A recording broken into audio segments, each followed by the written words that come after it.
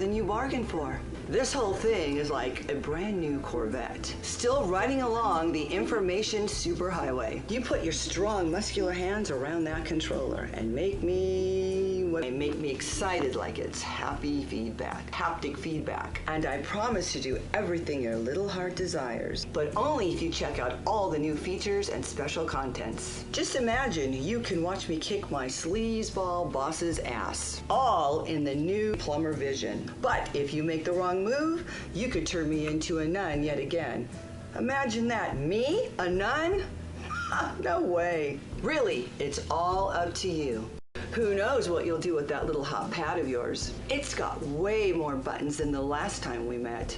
I like a man who knows how to push the right buttons. Point is, life's a game, and this game is all about life. You do right by me, and I guarantee to do right by... Oh, whoa! What the hell are you doing? We're not gonna do this again. You are a sleazebag, and this is not the 90s. Do you think I'm stupid that I don't know what you're... Welcome back. Remaster your face.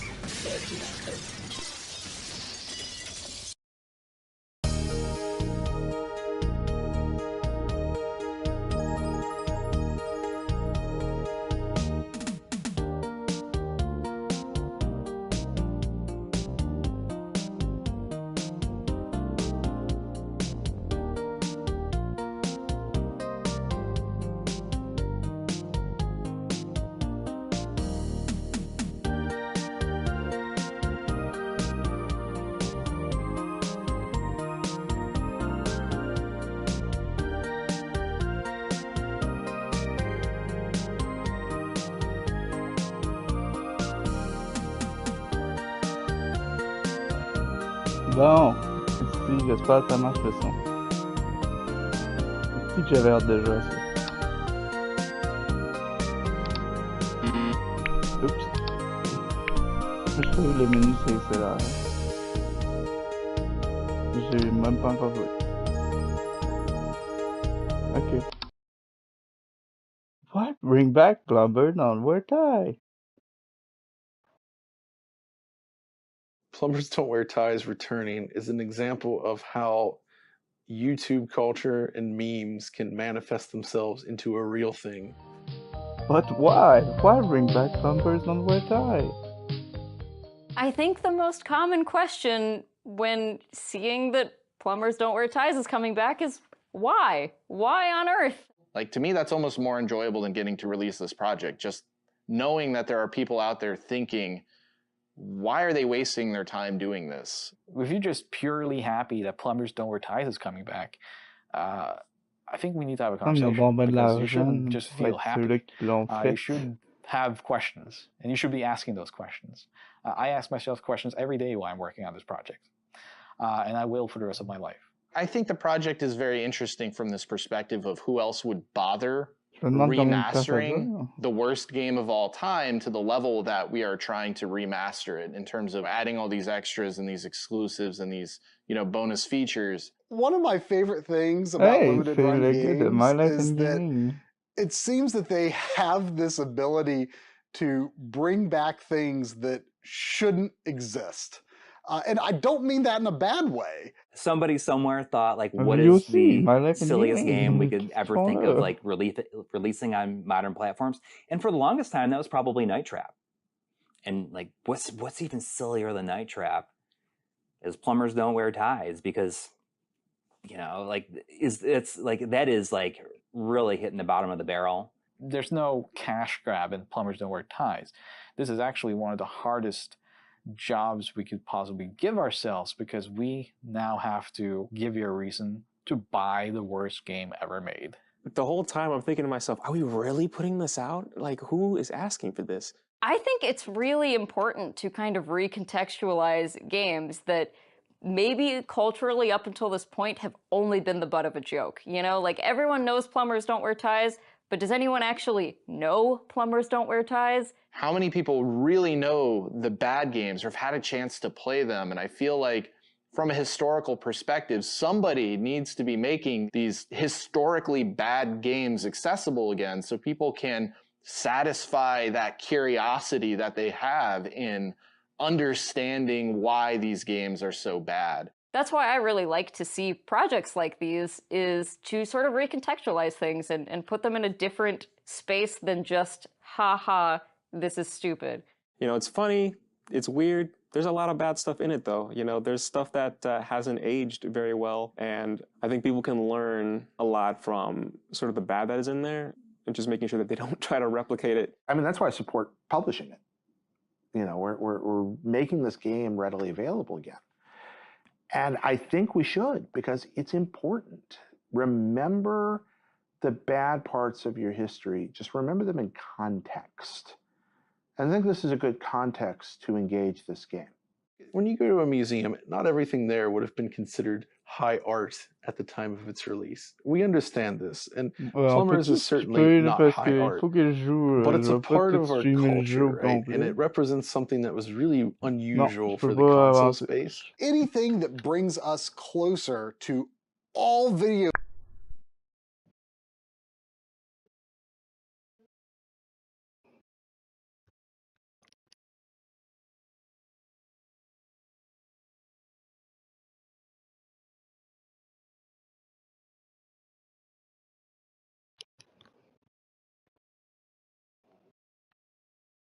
Hi, my name is Jane. We hardly know each other, but that's about to change.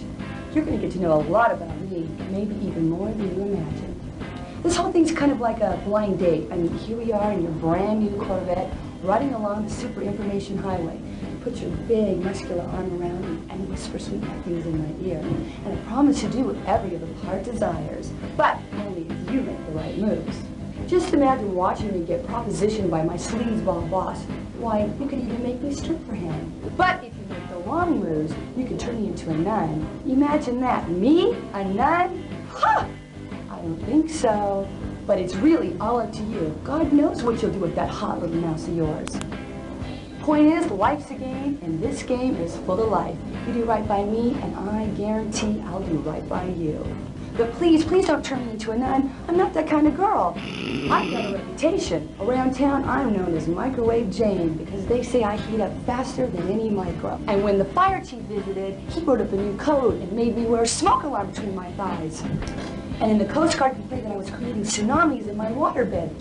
And then the Pope visited and said I was the only person on Earth that had been on my knees more times than he had. Now the president's filed a restraining order claiming I have a romantic interest in the Washington Monument. Oh, you men can be so vicious. Look at me. Just look at me. Do I look like that type of girl? Well, if you think I'm that type of girl, you got another thing coming, mister. Because I don't do one-night stands, I don't date musicians, and I don't roll over because you bought in this game. Fair warning. I'll be resisting your every move and enjoying your every mistake. I trust it won't be the first time you made mistakes with the opposite sex. Now listen up. The rules of the game are real simple. You see, I meet this kind of partner. Now you are supposed to identify with this guy. I mean, you in your own perverse, simple-minded way are supposed to be him. Got it? Now, if you make the right moves, I end up with this schlep. That is, I end up with you. But if you get real lucky, you end up saving me.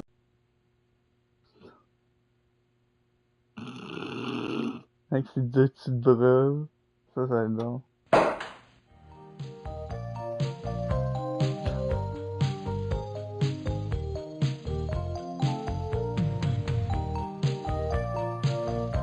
Je suppose appuyer. Whoa, deja vu. I've seen this already. Don't keep me in. Whoa, deja vu. Don't keep me in suspense.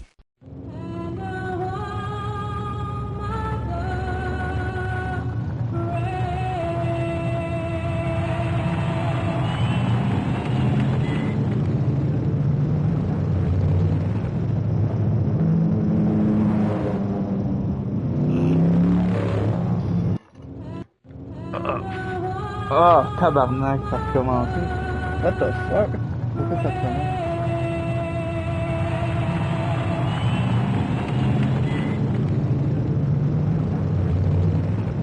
En fait, je ne pas.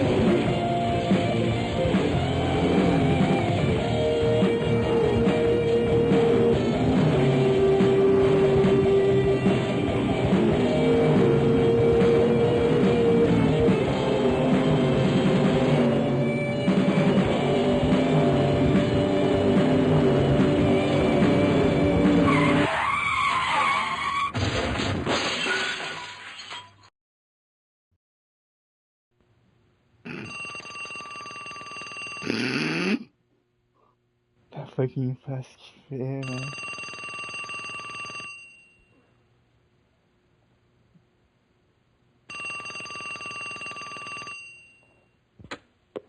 Yeah, it's me.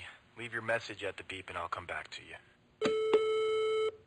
It's your mother. Now get your ass out of bed. I know you're there, John. John? I said get up, John. Get up, get up. John, if you don't pick up this phone, I'll be in your face in 5 minutes.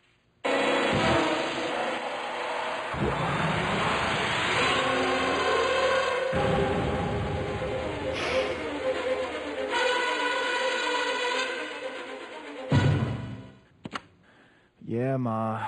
What are you wearing today? My birthday suit. Very funny. I want you to wear that nice tie I bought for you. The polka dot tie? Get out of here. That's What did you say?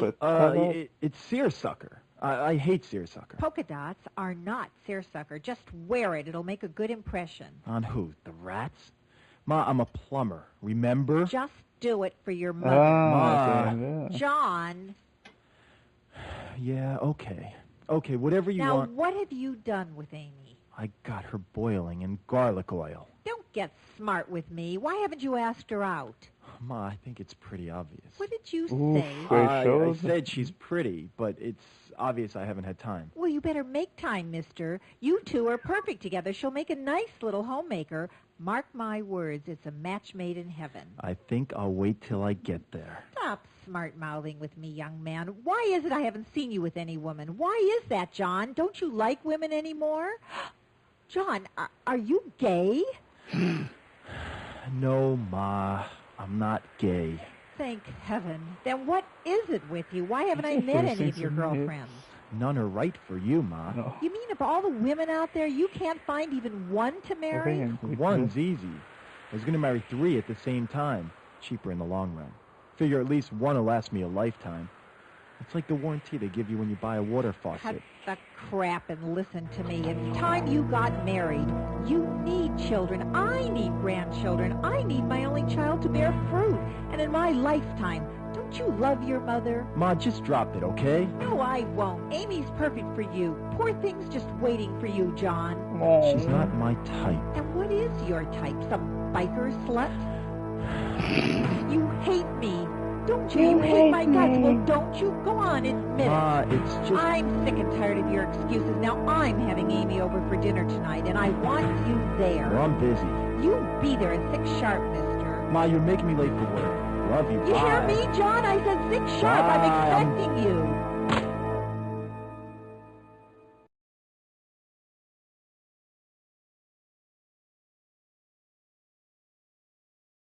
Oh my goodness, what the fuck?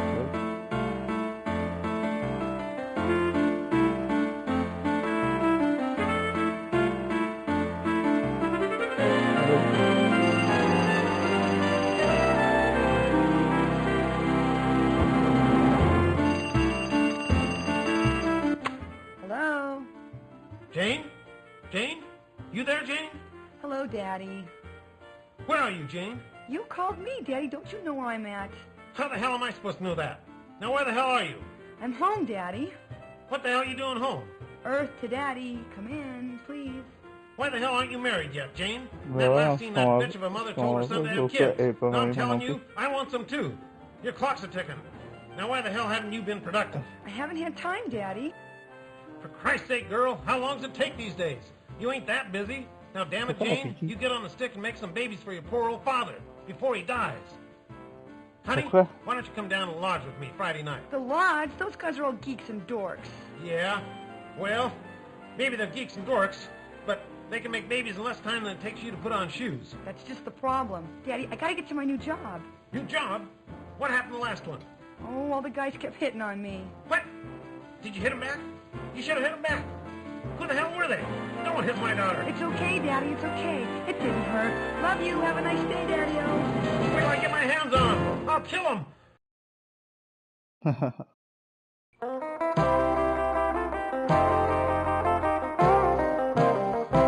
It is a big one.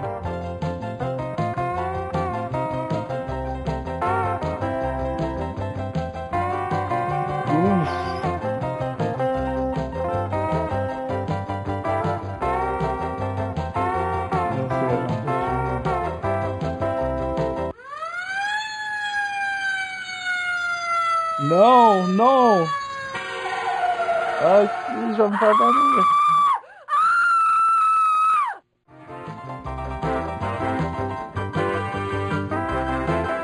J'espère qu'il n'y a pas de feu. Phew. Daniel Larson, le gars.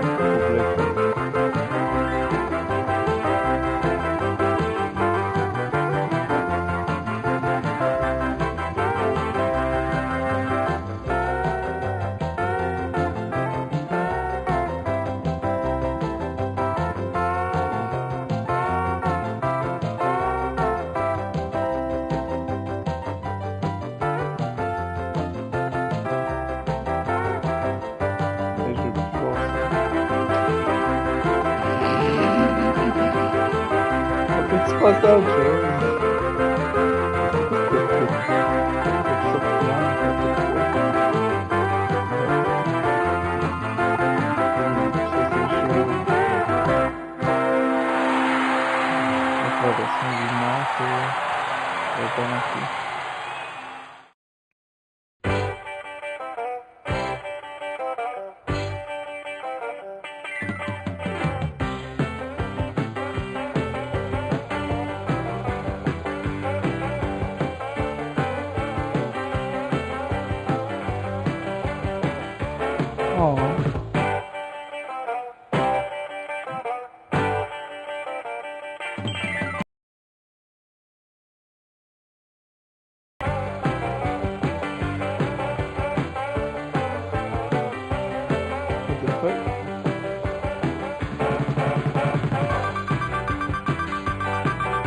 Des belles photos.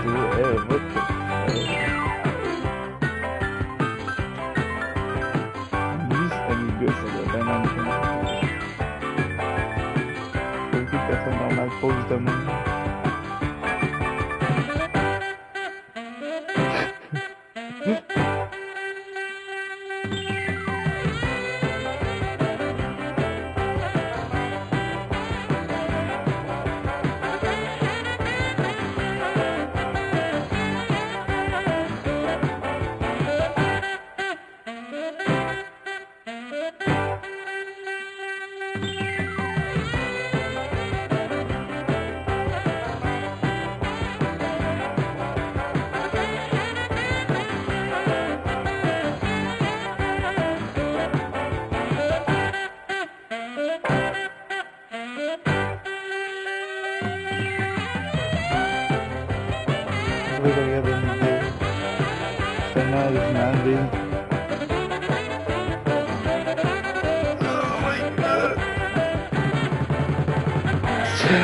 Dude, oh, tabarouette.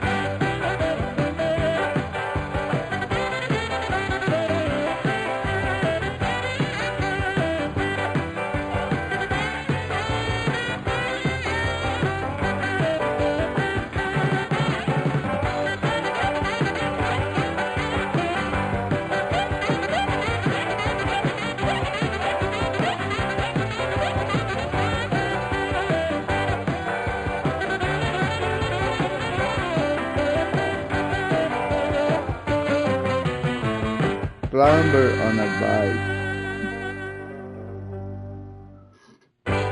What the fuck?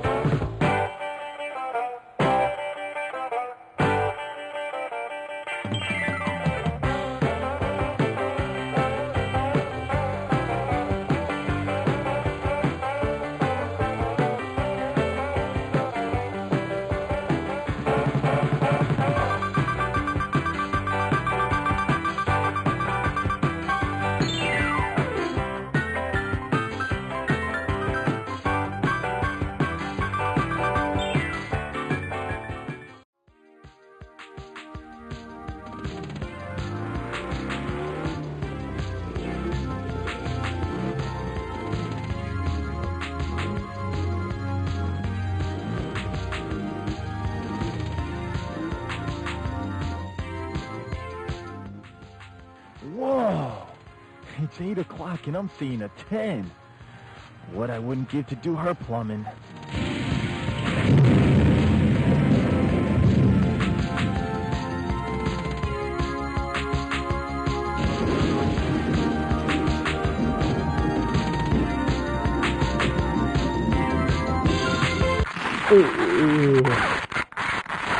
Whoa, I'd call that better living through chemistry.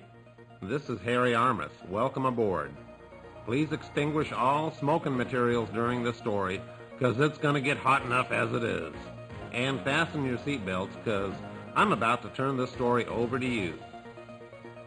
Your assignment, should you accept it, is to get these two lovebirds together. You know how difficult it is in real life.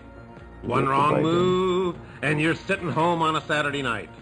One wrong move here, and the consequences for these lovers could be dire and unexpected. Fair warning, sport. Go ahead, make their day, and your choice. But you better make it damn good. Remember, we're keeping score. So, who do you want to make the first move? If you want John to do it, hit. Jane may be daddy's girl, but she's no slouch when it comes. These two aren't ready to meet each other yet. Jane may be daddy's girl. So, Jane. These two aren't ready. Jane may. These two aren't. Jane. These two aren't ready to meet each other. Jane may be daddy's girl, but she's no slouch when it comes to getting what she wants. Besides.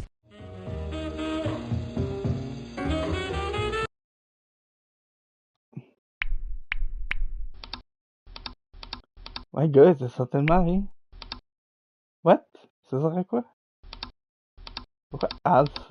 La moitié? Non. Alors.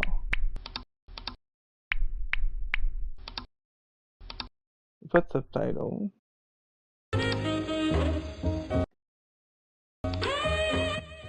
My name's Jane. Hi, John. We've got to stop meeting like this, baby. Better than a singles bar.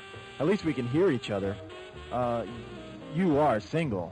Yes, very. Wow, c'est facile. Unfortunately, I'm in a rush. First day at a new job. Here's my number. Call me sometime. I'll call you. I'll call you tonight.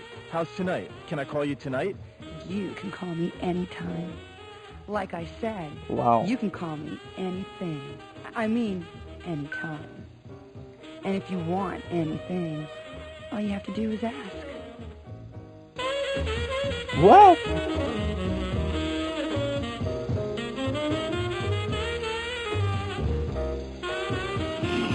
Oh, well.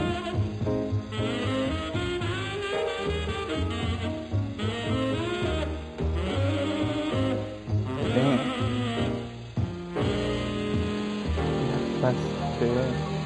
On fait un gag juste pour rire. God, what a smile! What a body! What a kiss! She's a 15, no a 20. She's a damn 1,000! And I got her number. I can't believe it! Well, I didn't exactly get it. She gave it to me. How could she give me her number? She doesn't even know me. She's a slut. I could be an accident. She's a slut. I don't care if she's aggressive and bold. She probably just uses men for her own selfish, perverted purposes. She's probably afraid of a commitment. Probably never had a real relationship. She won't give a damn if I don't have an orgasm. Selfish bitch. She'll just what the use fuck? me. God, I don't believe it. We're perfect together. Wait a minute. Something's wrong. The area code. Which area code? What the frig area code is it? LA's got at least a dozen. I know. Simple, I'll just make a dozen calls. You jerk. She gave you a phony number. That's why she was so easy. Too easy. God, I love it. She's much worse than I thought. What the fuck? Damn, I should have gone after her. What if I never see her again? I know. I'll put a note with my number on her windshield. Nah, she won't buy it. A beauty like that gets hit on all the time. Damn, if she doesn't call, I'll die. Man, I gotta get to work. No, this is more important than work. Oh. God, I have to wait for her. I know. I'll play with her rearview mirror till she comes back. I just gotta see her again. What?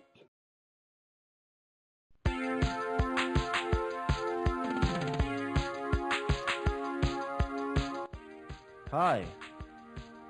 Hi there.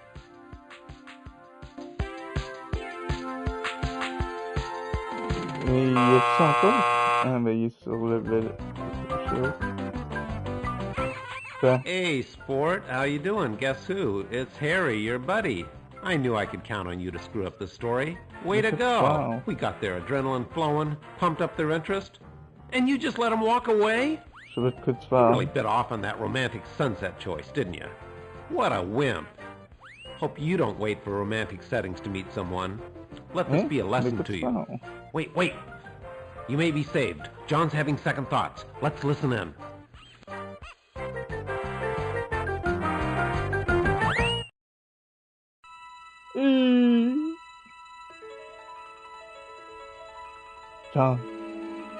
John, say something, oh, John. Man.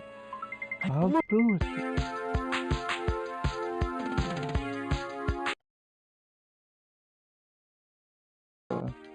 Hi. Hi there. What?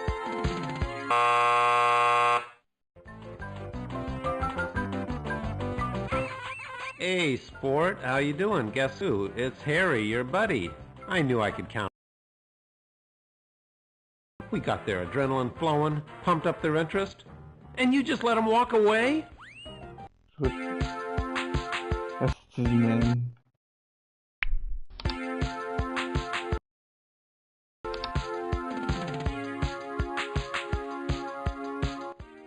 Hi. Hi there. Danny! Hi. Hi there.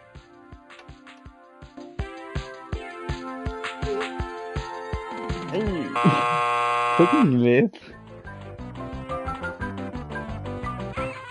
Hey, sport, how you doing? Guess who? It's Harry, your buddy.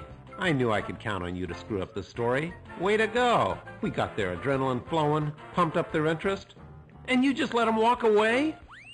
You really bit off on that romantic sunset choice, didn't you? What a wimp.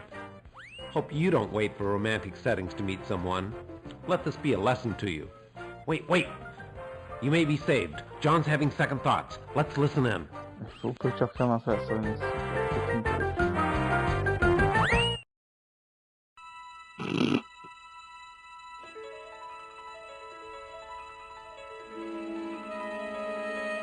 Oh man, I blew it. It wasn't her, it's me. I gotta get some balls when it comes to meeting chicks. Maybe if my skin were a different color. Chicks don't like white guys anymore. Oh. They think we're too straight. Anglo's got no rhythm.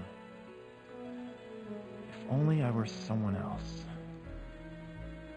I'm not his type. Damn, those bikers are looking for someone kinky.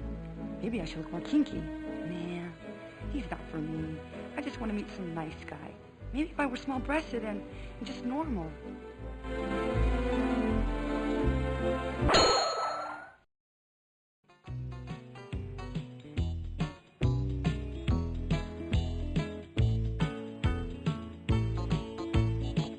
Hey, babe. Looking for some action? What do you got in mind, cowboy? Maybe go to my place, you know. Hang out, have a beer, get laid, you know. Get laid? You're gonna need some help in that department. What do you mean, help? You saying I ain't man enough for you? I'm just your size. You won't be after this. Oh. Ooh.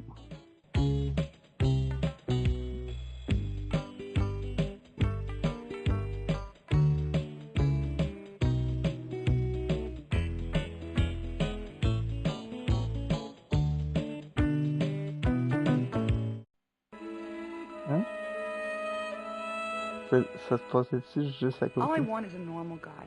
Maybe it is time I settle down. I just want a normal life, you know, nothing special. Just a small house in the suburbs with lots of friends, a shaggy dog, a white Jeep station wagon, maybe a bit part at the local playhouse every now and then, canasta on Saturday afternoons with the neighborhood wives, maybe an affair with the meter man. If only I could meet the right guy.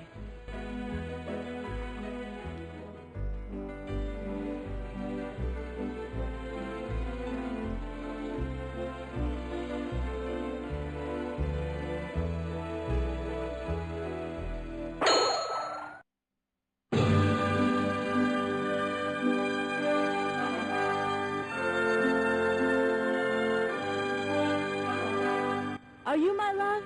The one I've waited all my life for? Yes, yes, my darling.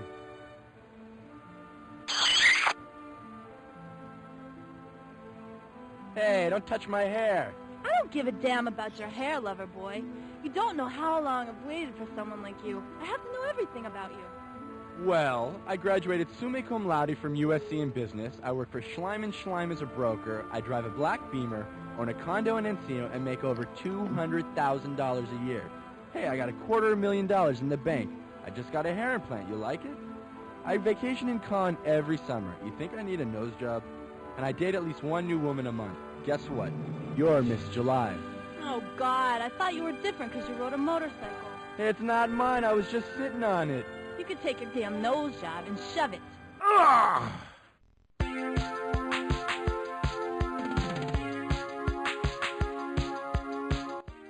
Hi. No! No! No! Oh no!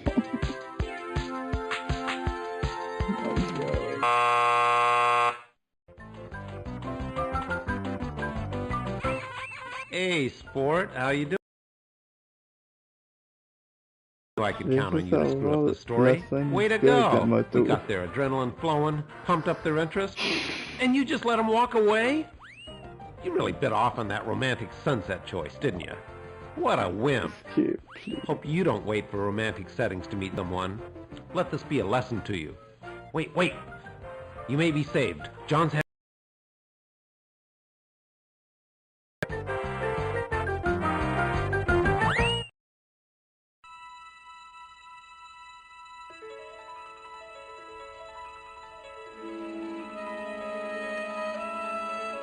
Oh, man. I blew it. It wasn't her, it's me. I gotta get some balls when it comes to meeting chicks. Maybe if my skin were a different color. Chicks don't like white guys anymore. They think we're too straight. Anglo's got no rhythm. If only I were someone else. I'm not his type. Damn, those bikers are looking for someone kinky. Maybe I should look more kinky. Nah, he's not for me. I just want to meet some nice guy. Maybe if I were small-breasted and just normal.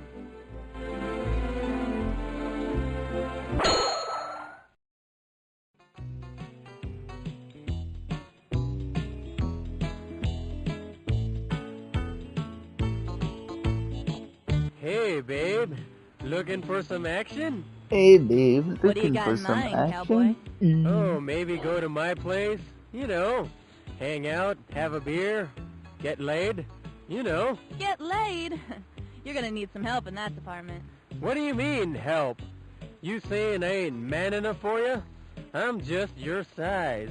You won't be after this. Ooh. Ooh.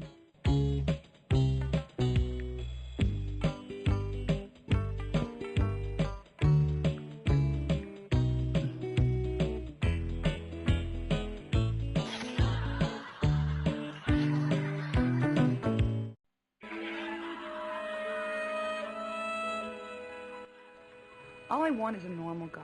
Maybe it is time I settle down. I just want a normal life, you know, nothing special. Just a small house in the suburbs with lots of friends, a shaggy dog, a white Jeep station wagon, maybe a bit part at the local playhouse every now and then, canasta on Saturday afternoons with the neighborhood wives, maybe an affair with the meter man. If only I could meet the right guy. Mais pourquoi il porte sa cravate fucking de même?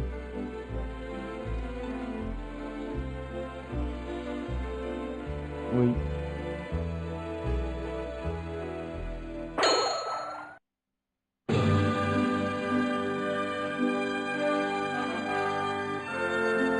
Ouais. Are you my love? The one I've waited all my life for? Yes, yes, my darling. Okay, so the bike de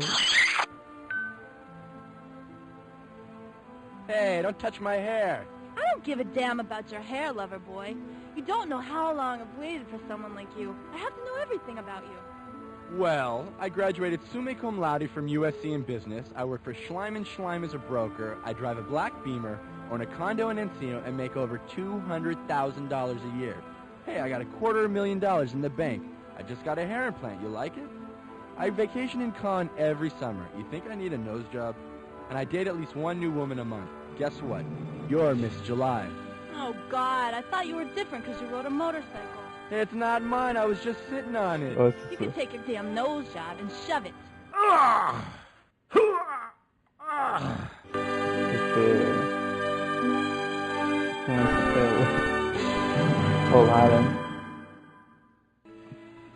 Maybe if I were blonde. Yeah, like more Scandinavian looking. Girls go for that. Yeah, maybe that's it. If only I were more exotic looking.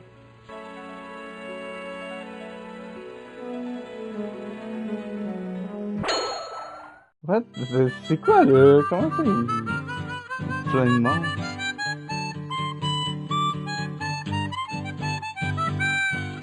Wait a minute. Wait up. I don't know. Call me crazy, but all of a sudden I feel like a different man. And you've changed too. I'm in love with you now. You're so erotic. I love you, you Amazon. What? Are you crazy?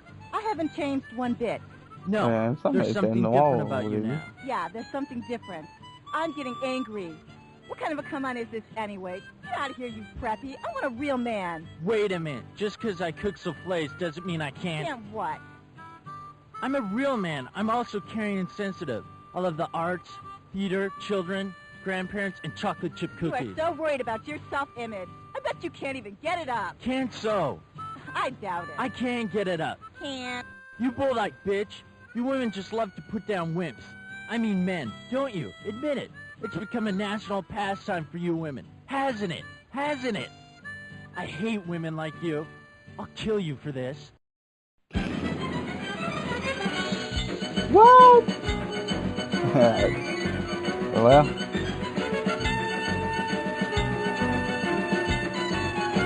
Pas sûr que c'est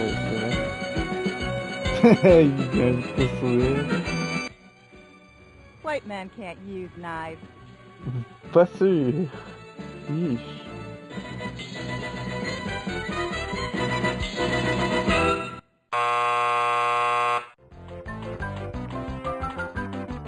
Are you good? Hey, champ. Feeling down at this point? Huh? The storyline even gave you extra characters to fool around with. And you still couldn't get the two lovebirds together. What is it with you, anyway? You skipped breakfast this morning? You want another chance? Well, I suppose. Now put your tail between your legs and go back to the original choices. And do the right thing. Alright, I promise to do the right thing this time. Just give me another chance, okay? Alright, I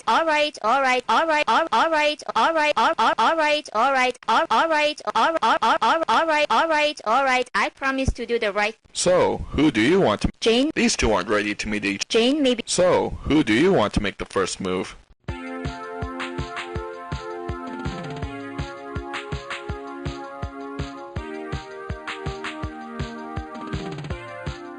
Hi, my name's John.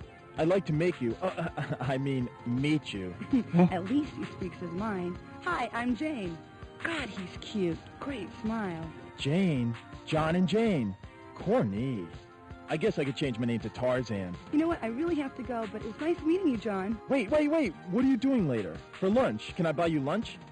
I can't seem too eager. Let's see how he handles rejection. I don't think so. Wait. How about dinner? A weekend in Paris? 5 minutes of conversation. I promise I'll be good.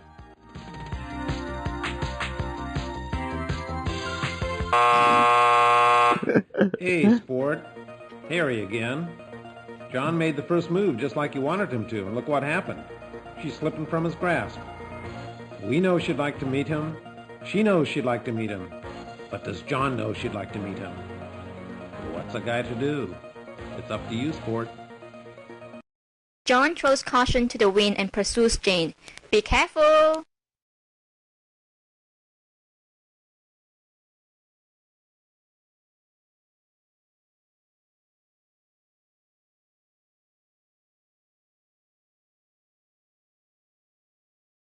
Do girls actually like guys who are really aggressive? John throws caution to the wind and pursues Jane.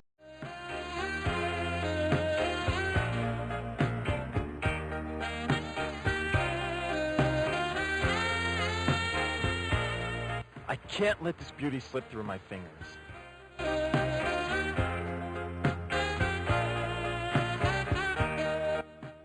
Flowers and leather? This guy's different. Interesting. To the most beautiful woman I've ever met. You're a charmer. Thank you. They're beautiful. No, you're beautiful. Come on, just lunch, please. What the fuck, I'd love to. Today's my first day on the job, and I don't even know when my lunch break is. She's weakening. Flowers are magic. Simple, I'll just wait for you. Here in the parking lot. You're crazy. About you? Yes. Just give me a chance, please. He's persistent. I like that. Great looking bod, too. Give me your work number and I'll call you about lunch.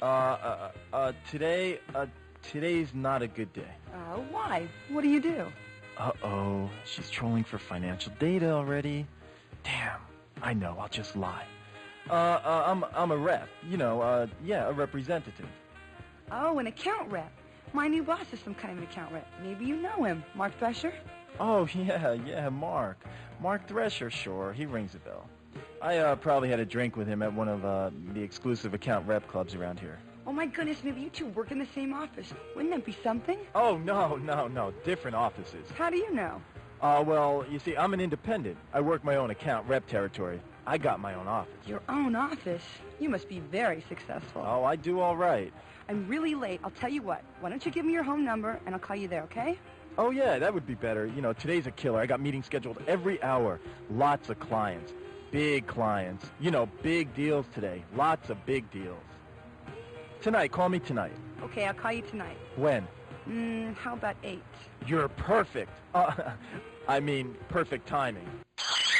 No, please, I gotta go. I'll be waiting for your call. I won't eat till I hear from you.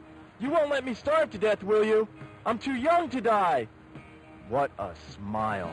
What a bod. She's perfect. We're perfect together. I know we are. Moi for real.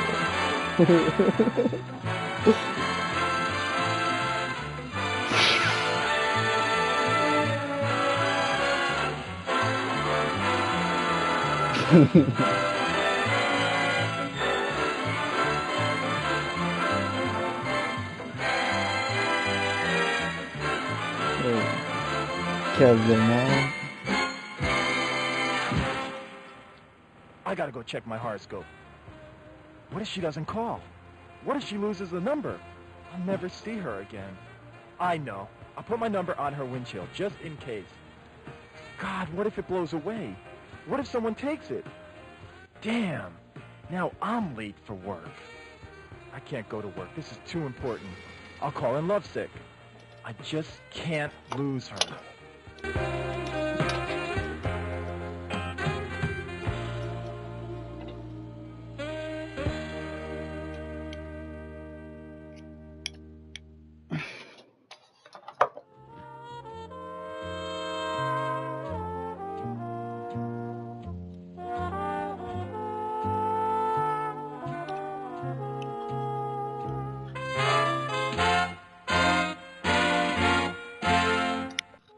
Your qualifications are outstanding. Your recommendations superb.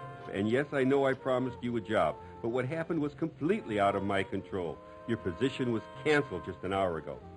I'm sure you'll find another job soon. But Mr. Thresher, I came all the way from El Monte. I was looking forward to this job so much. And I do love downtown LA. I mean, I don't like the muggers or the dirt or the slums only 2 blocks away, or the trash or the homeless or the poverty or the crime or the potholes or every other person asking for a handout, but I really do love LA. There. Please, Call me Mark. Oh, God, this is the most humiliating experience of my entire life. Oh, don't worry, Jane. If you're looking for work, you'll have lots of humiliating experiences. Oh, but isn't there something here for me? I know. I'll start in the mailroom. I'll empty trash. Can I clean up offices? I'll even make coffee. I can work my way up the organization. I just need someone to give me a chance, please. Mr. Thresher, I don't have a lot of money. I was counting on this job, praying for this. Oh, God. Mark, I'm desperate. Quoi, c'est ça, on dirait que t'as pas intéressant là.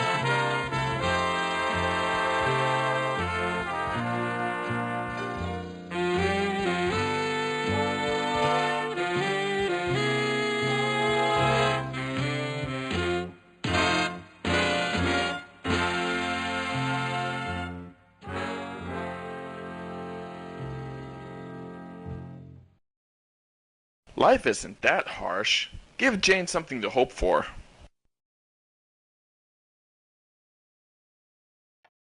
Poor Jane. She got turned away. Note. Poor Jane. Note. You must be 18 or over to take a look at this decision. Poor. Life isn't that. Poor. Note. You must be 18 or over. Poor. Life isn't that harsh. Give Jane something.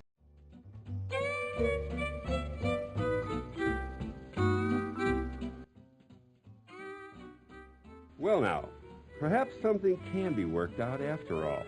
You don't mean it. As a matter of fact, I've been wanting a personal secretary for some time. Would you be interested in that? Sure. Of course, it's a full-time job, not just for the summer. You'd have to quit college. But I would... Of course, we do have a tuition support plan so that you can complete your degree at night. Oh, that'll work out just fine. Thank you, Mr. Thresher. Of course, you won't have much time for night school. You'll be traveling a lot on this job. Oh, I love to travel. I was hoping you'd say that. You'll be traveling with me, of course. With you? Is that a problem? Well, I mean that... Strictly business, Jay. No hanky-panky on this job. Don't you worry. I just want to show you the ropes. Oh, thank God. For a moment there, I thought you were one of those kinky, perverted bosses who got his kicks from exploiting his employees. I'm so relieved to hear you're not one of those. Oh, you have a wild imagination, Jane. I like subordinates who can fantasize. Ooh, I have all kinds of fantasies. Well, we'll get into that later. So what do you say? Well, okay, boss. It sounds just great. I'd love to learn all about the ropes. Thank you, Mr. Thresher. Oh, you're welcome. And please, call me Mark. Sure thing, Mark. I just love to be your personal secretary. Will $40,000 be adequate? 40,000! I thought so. Now, your first assignment starts today. I'll be spending the weekend at my luxurious bachelor pad in Pacoima, and I'm leaving at 4. Yes? What would you like me to do? Make coffee? Oh, no. I want you to be back here at 4, packed and ready to go. Oh, my goodness. Then it is real. No! I got the job, Mr. Thresher. I mean, Mark, how can I ever thank you? Please, don't worry about thanking me. I just want us to work as closely together as the dear Lord will permit. See you at 4. Oh, yes, sir. And thank you, sir. I'm so glad you're a religious man. Are you in the ministry? No, but your visit has made me think about starting one. Oh, I'm so glad I inspired you. Yes, you are a very exciting, inspiring.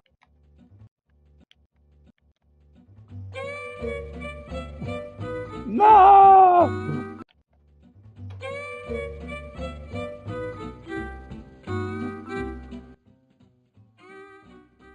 Well now, perhaps something can be worked out after all. Hey, là, c'est ben trop long, man. You don't mean it.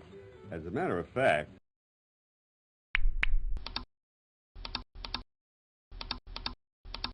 I've been wanting a personal secretary for some time. Would you be interested in that position? Oh, yes. Yes, Mr. Thresher. Of course, it's a full-time job, not just for the summer. You'd have to quit college. But I would... Of course, j'ai hâte de le revoir, le gars. C'est drôle, so hein? that you can complete your degree at night. Oh, that'll work out just fine. Thank you, Mr. Thresher. Of course, you won't have much time for night school. You'll be traveling a lot on this job. Oh, I'd love to travel. I was hoping you'd say that. You'll be traveling with me, of course. With you? Is that a problem? Well, I mean that... Strictly business, Jay. No hanky-panky on this job. Don't you worry. I just want to show you the ropes. Oh, thank God. For a moment there, I thought you were one of those kinky, perverted bosses who got his kicks from exploiting his employees. I'm so relieved to hear you're not one of those. Oh, you have a wild imagination, Jane. I like subordinates who can fantasize. Ooh, I have all kinds of fantasies. Well, we'll get into that later. So what do you say? Well, okay, boss. It sounds just great. I'd love to learn all about the ropes. Thank you, Mr. Thresher. Oh, you're welcome. And please, call me Mark. Sure thing, Mark. I just love to be your personal secretary. Will $40,000 be adequate? 40,000! I thought so. Now, your first assignment starts today. I'll be spending the weekend at my luxurious bachelor pad in Pacoima, and I'm leaving at 4. Yes? What would you like me to do? Make coffee? Oh, no. I want you to be back here at 4, packed and ready to go. Oh, my goodness. Then it is real. I got the job, Mr. Thresher. I mean, Mark, how can I ever thank you? Please, don't worry about thanking me. I just want us to work as closely together as the dear Lord will permit. See you at 4. Oh, yes, sir. And thank you, sir. I'm so glad you're a religious man. Are you in the ministry? No, but your visit has made me think about starting one. Oh, I'm so glad I inspired you. Yes, you are a very exciting, inspiring young lady. Oh, thank you, sir. We'll see you at 4. Yes, I'll see you at 4.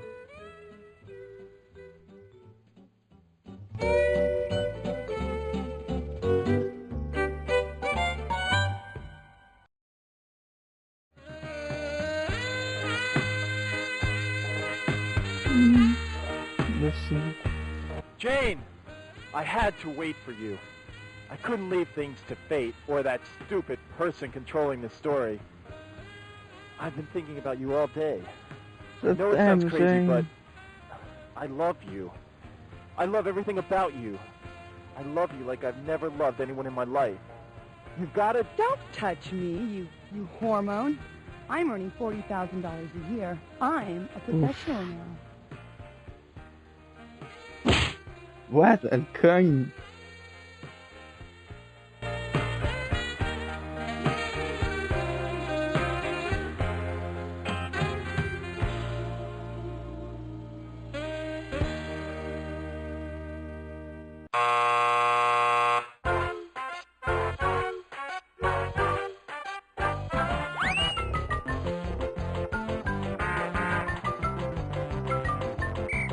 Well, that ends their romance and your story.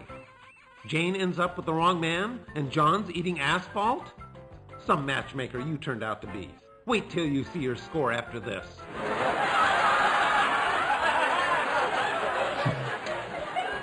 Why not give the girl a fighting chance? She was young and stupid in that scene. Did you really think he was going to offer her a job? Come on, take a closer look at this guy. He's pure sleaze. I tell you what, I'll give you one more chance to get these lovebirds together. I hope you're luckier with your own love life than you have been with this story. Want to try again? Hit the A button now. Life isn't. Note, you must be 18 or over to take a look at this decision. You know, perhaps something can be worked out after all. Yes? Take your clothes off. off, Your Jane. clothes.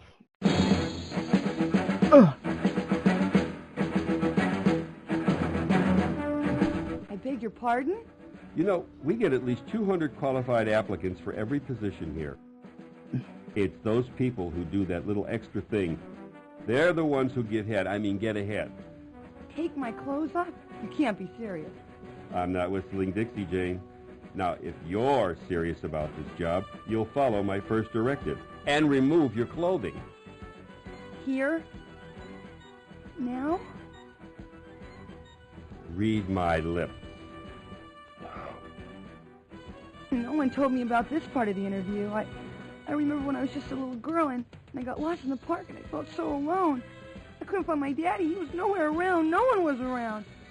I just sat down and blew my little head off until... Take your damn clothes off! Take your damn clothes off.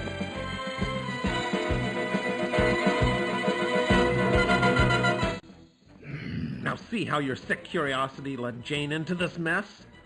What kind of perverted monster are you? Hey man, Christian est en train de streamer. Jane says no to this disgusting proposal.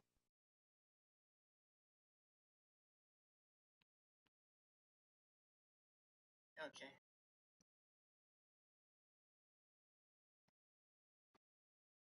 If you really enjoyed the shower scene in this storyline, check out this decision. Jane says no to this disgusting. If you really enjoyed the shower Jane's.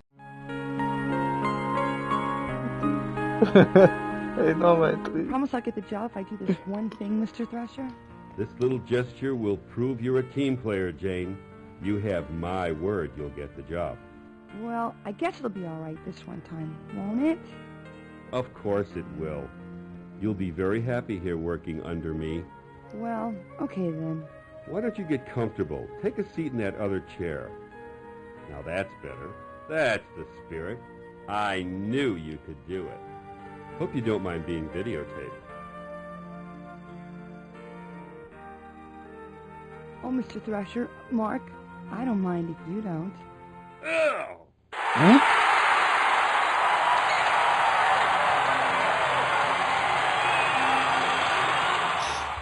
Show this tape to your wife, you animal! Oh, now he good.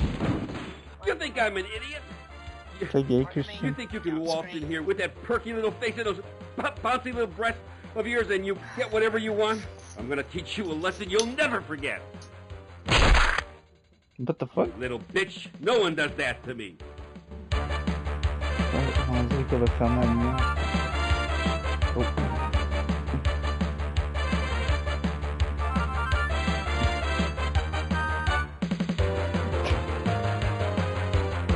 Ah, ça couche.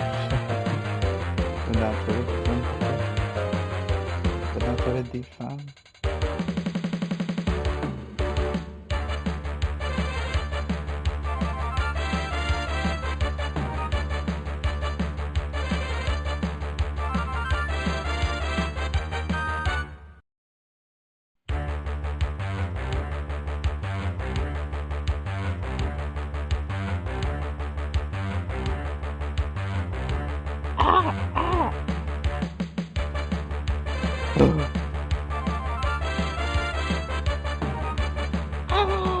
Help me, help!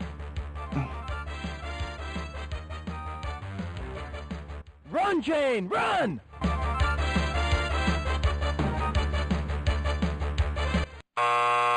What?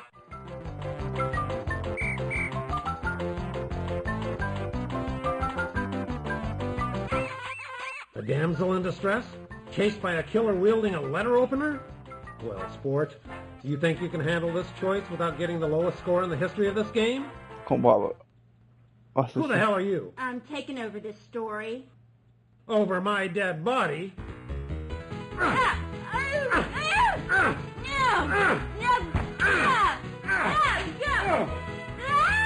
Take that! You're not taking over the story! No, it's mine! It's my story! Fine, God. look at it, I'm taking it over!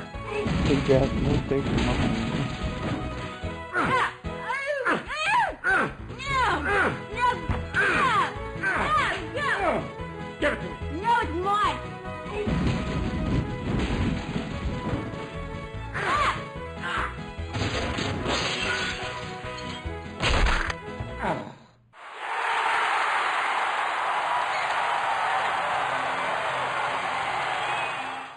Phew!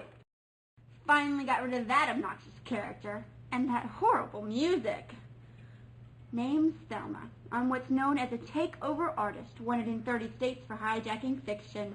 Probably seen my face at the post office for terrorizing those Book of the Month Club romance novels. Now, if this is the first time you've had a story hijacked, well, buckle up, 'cause I'm in charge.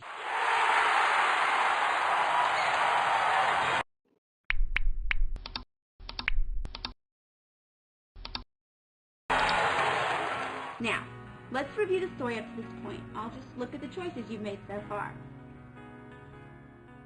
Yes. I see. Well, what happened there?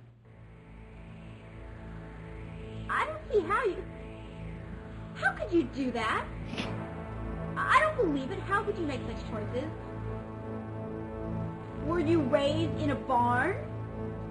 These are the most disgusting series of plot choices I have ever seen. Let me look at your score. You deserve every minus point you have gotten, and even more. You will hear from me again at the next choice.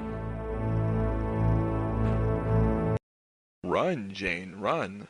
John's not going to resort to violence. It's not politically correct. Run, Jane. John's not going to resort. Run, Jane, run. Help me, help! Run, Jane, run!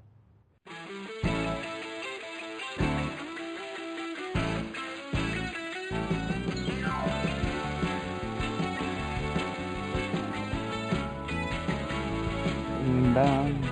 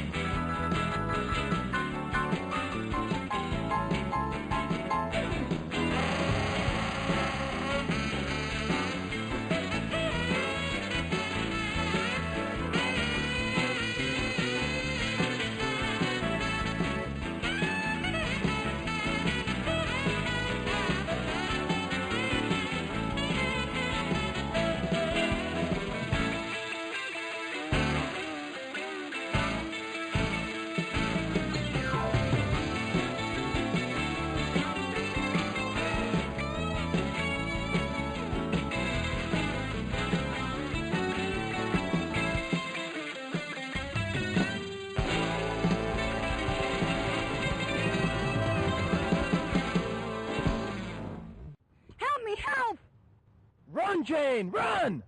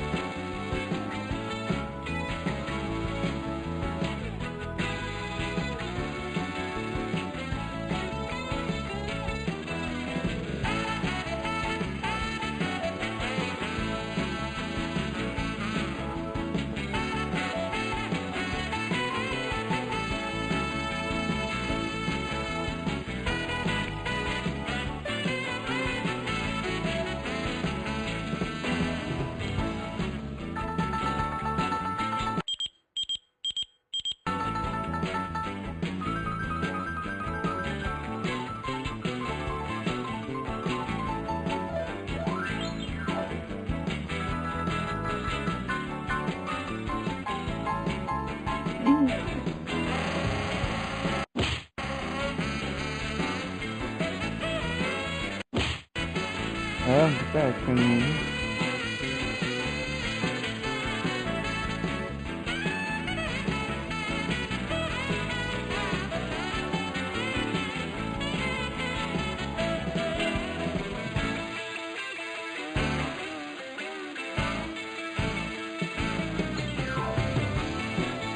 aussi ça console originale ça doit être buzzant.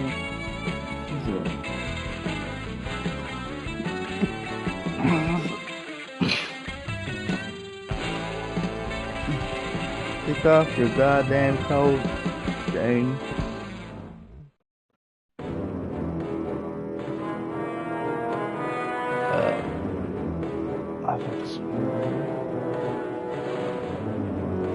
Jane, I'm here. Hold on.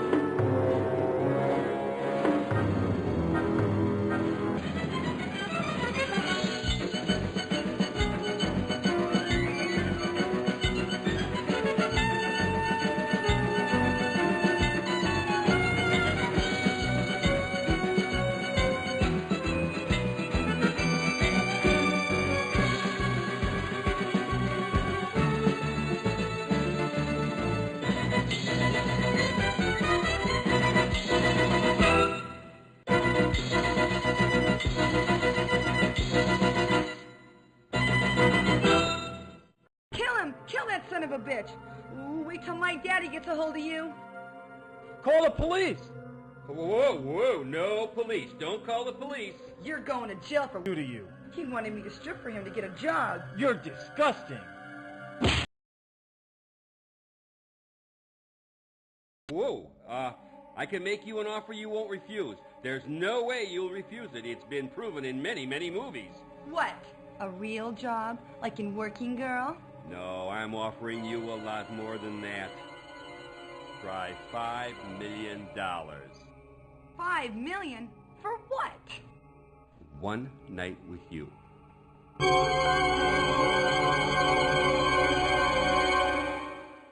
cannot believe how disgusting this story is. In the name of women throughout the world, I demand this story be stopped right now. I'm sorry, but I cannot allow this sexist trash to continue. I am going to liberate... What are you doing here?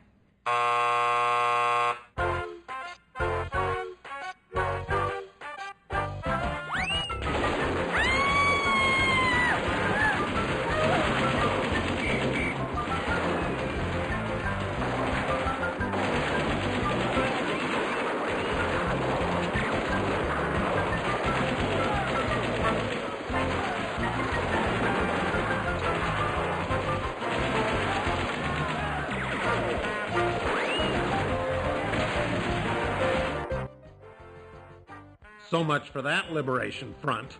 I'm back in control now.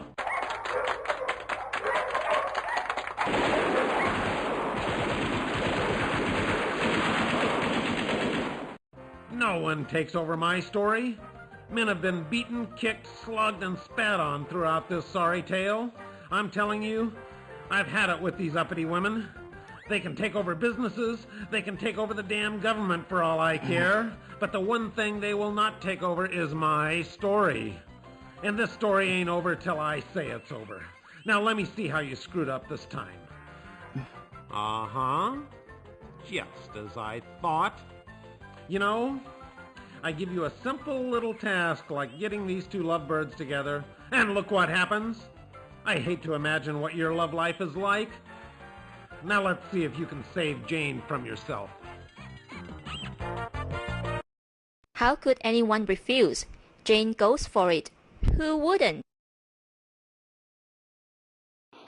You know, Jane's really not that indecent. What? No, she's a good girl.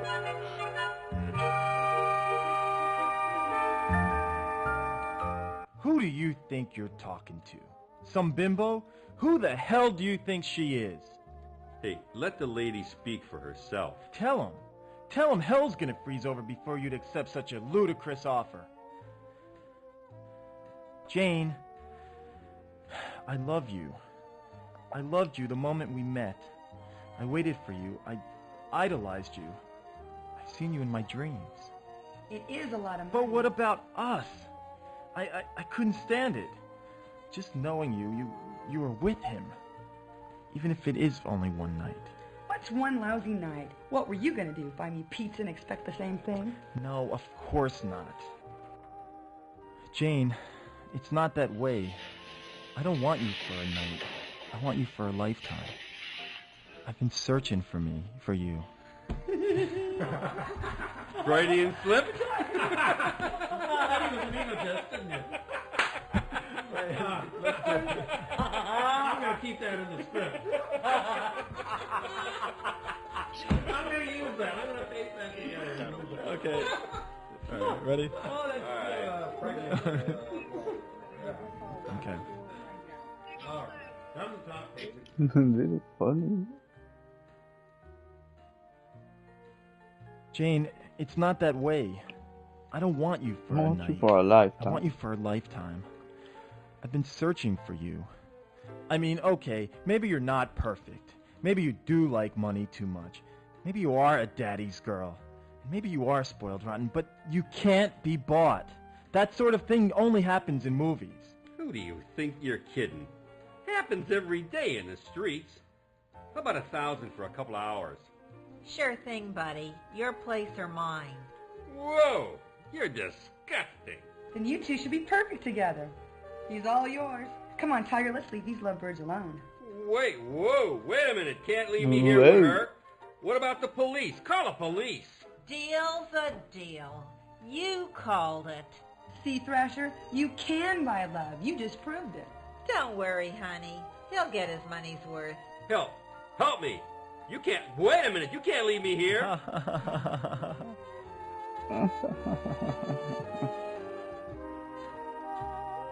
Well, that's not how it is.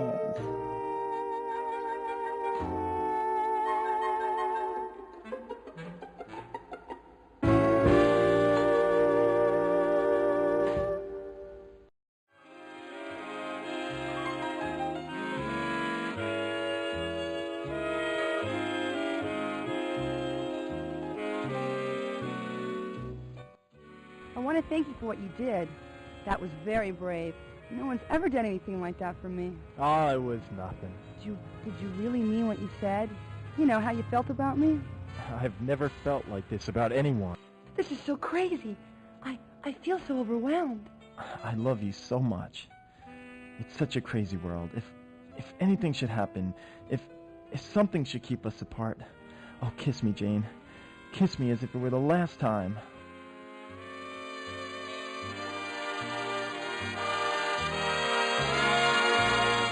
Well, congratulations.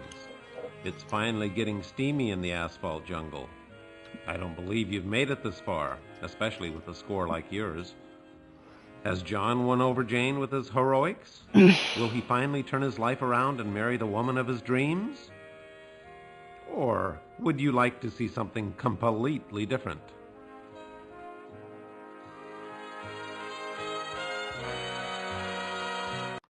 Hey, give me the Hollywood ending. If you didn't like... Hey, give me the...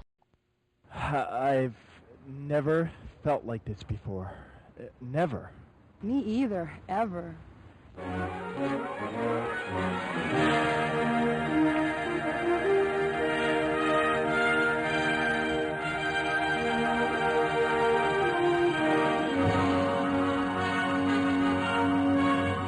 Over ends now.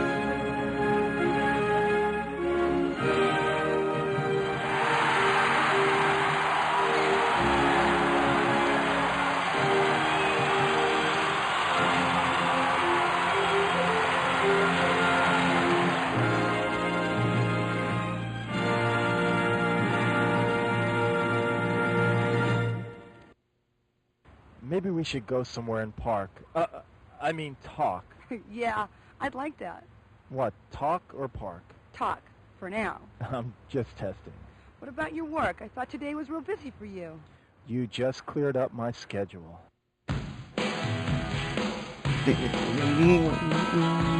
So good.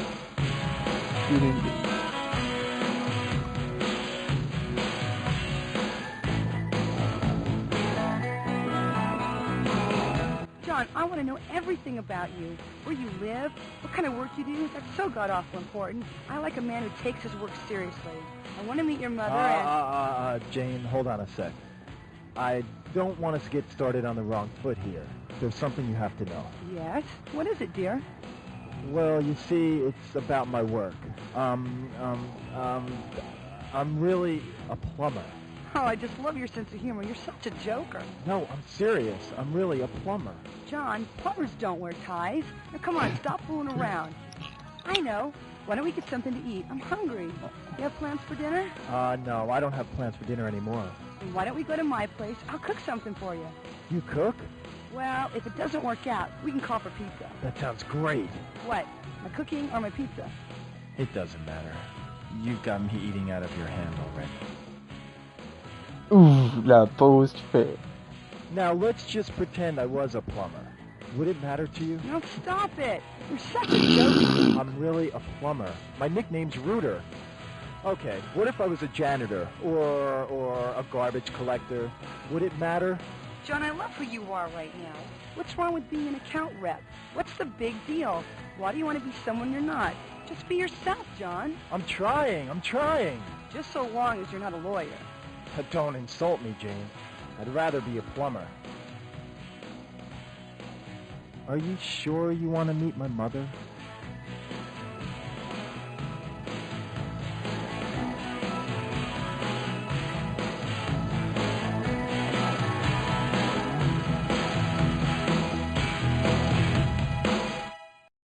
I want to know who's behind this. Give me the credits. Wow. You really want to go? That's it, folks. Bye. Wow. I want to know who's behind this.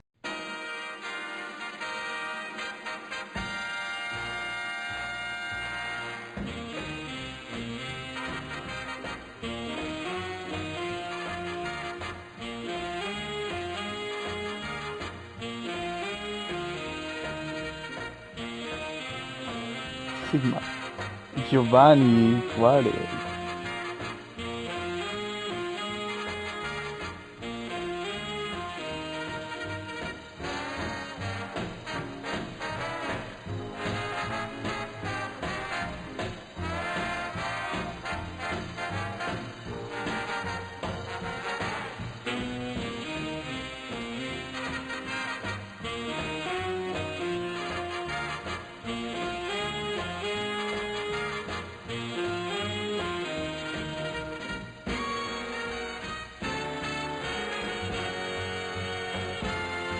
Huh?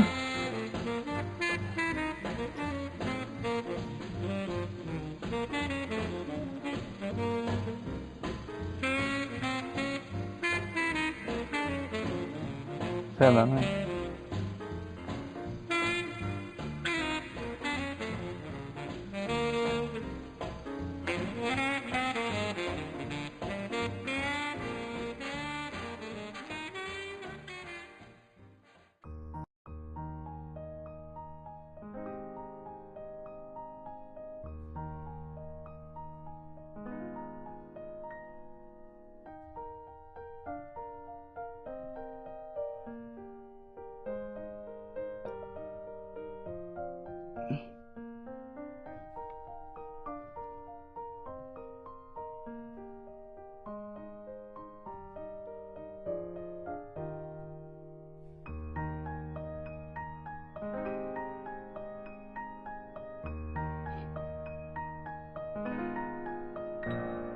James Rolfe.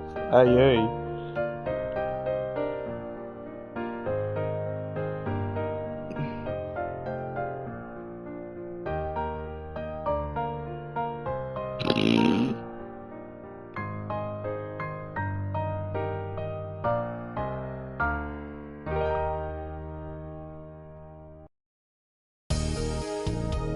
What the fuck?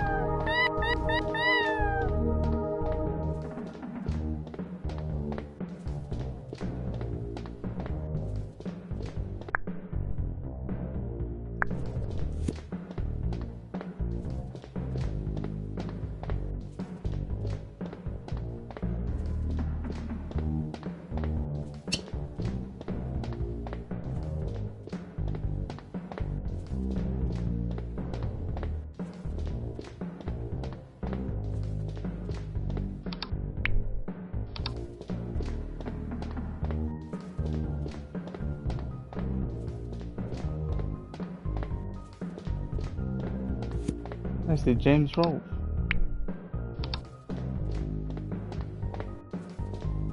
Oh shit!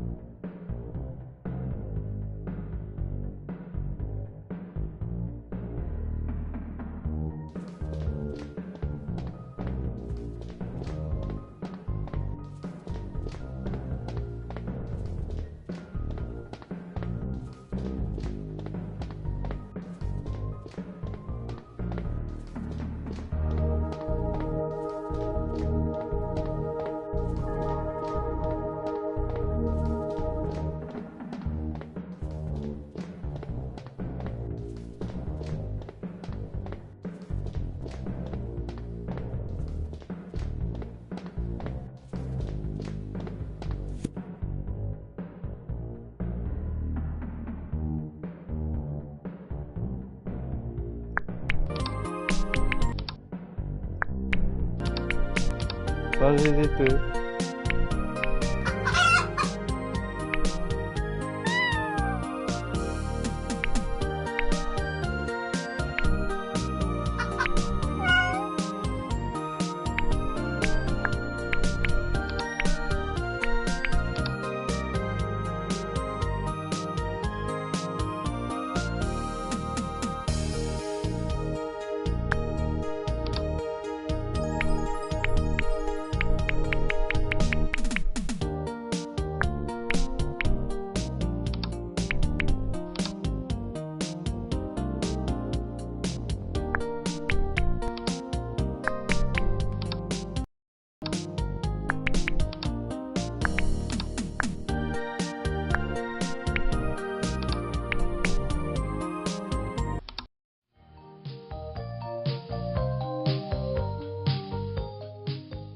Like most of the universe, my first exposure to plumbers as anything but a legend I'd read about in places was James Rolfe on The Angry Video Game Nerd, dissecting it, and then just being like,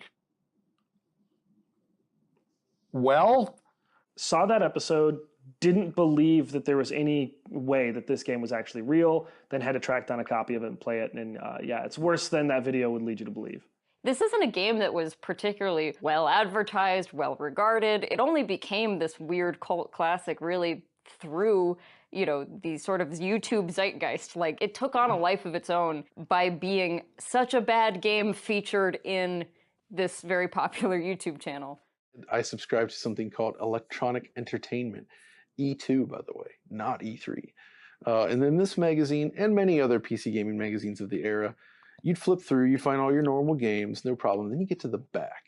You get to the back and you're going to start to find a whole selection of adult CD-ROMs. You'll see titles, you'll see advertisements. I actually got in trouble at school once for that, for having one of those magazines. They thought I brought in a smut magazine, but it was actually just for PC gaming. So in one of those issues, I saw something on this game once, and you know, I just thought it was another one of those silly, you know, sexual FMV games, right? I do certainly remember that someone did a preview. It was not a review, but it was a preview. And I remember looking at the pictures, and I was really excited because I was like, well, I recognize that lady. She's a wrestler.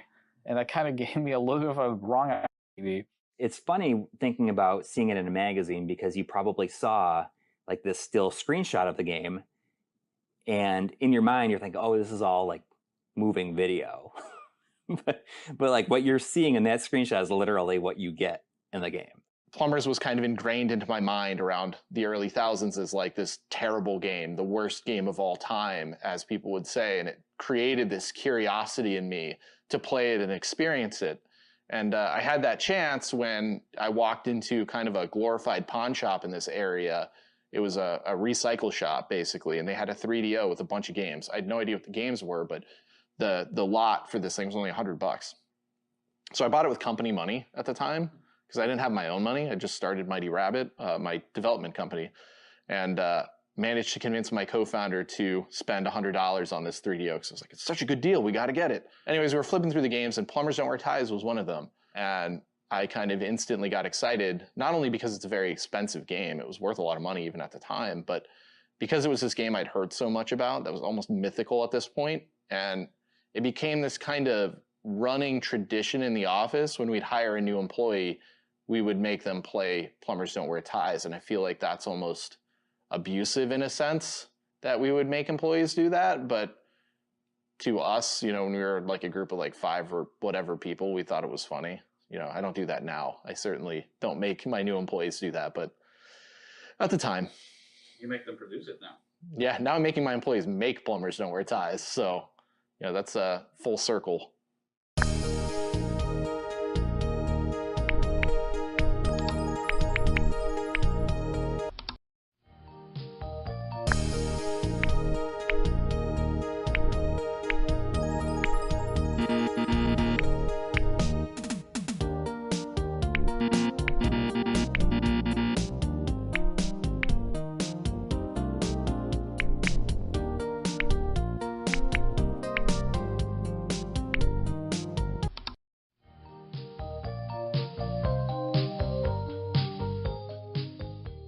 What always strikes me is that the plumber wears a tie.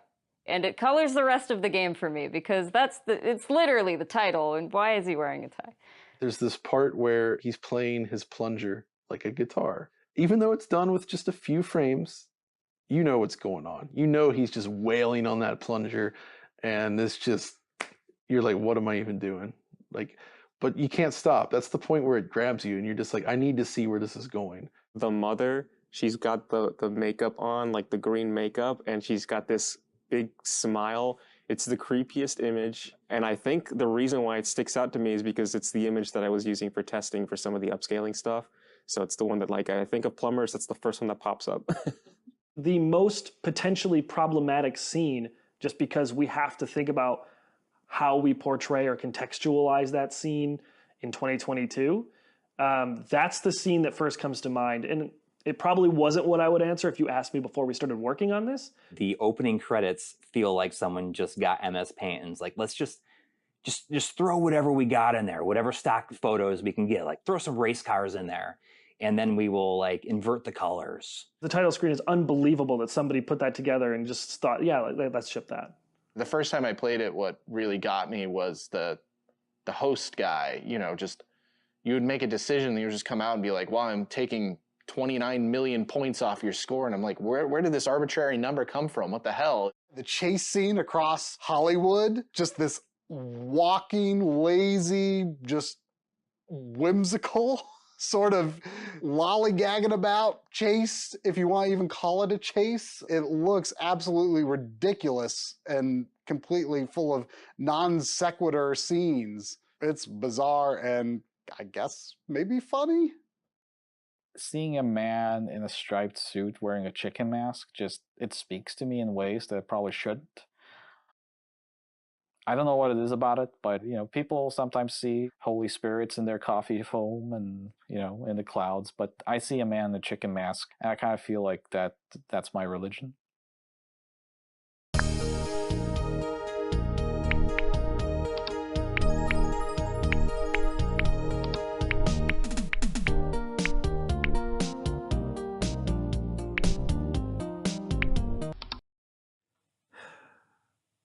What have I done? What have I done? Oh, God. Oh, no. What have I done? I think my first impression of CD-based games wouldn't really be games, but they were more like computer softwares, like a movie catalog. And you would look up movies on there, it would give you some information, and every now and then it would have a clip. They would actually include like a little clip, very low resolution, but it was a clip from the film.